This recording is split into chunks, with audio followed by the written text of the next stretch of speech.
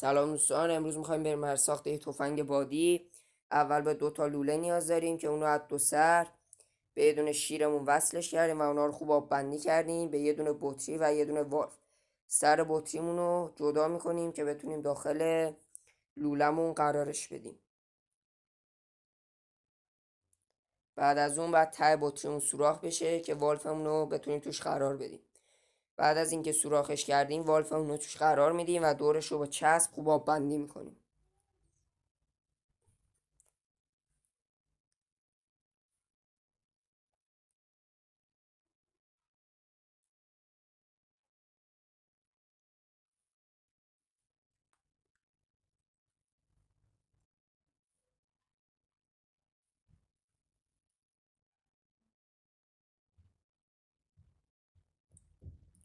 بعدشون رو به لوله کوچیکترمون وصلش میکنیم و دور اون بطریمون هم خوب آب بندی میکنیم با چسب.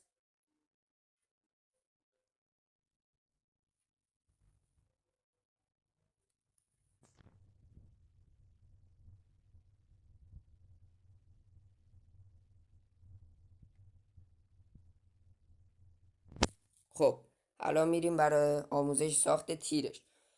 چون که این با فشار هوا کار میکنه ما میتونیم هر تیری که متناسب با سایز لولمون باشه استفاده کنیم. حالا اون میتونه از سرنگ باشه، باتری باشه که بتونه داخل اون لولمون قرار بگیره، یا همین تیری که آموزش ساختشو گذاشتم باشه که من با استفاده از یه دونه میخ و کاغذ اینو دارم درستش میکنم. حالا شما میتونید به جای میخ از سیخ چوبی استفاده کنید، یا مثلا میخوای بزرگتر یا کوچیکتر.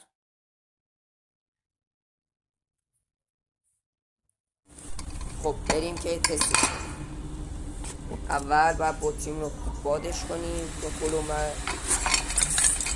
بعد از اینکه بطریم رو باد کردیم بعد گلولمون رو داخل لولمون قرار بدیم و بریم از شلیک.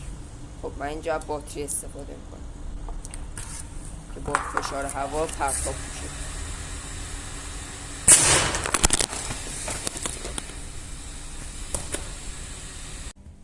خب تست بعدیمون رو اسپری چسبه که گلولمون هم همون گلوله‌ایه که با میخ درستش کردیم.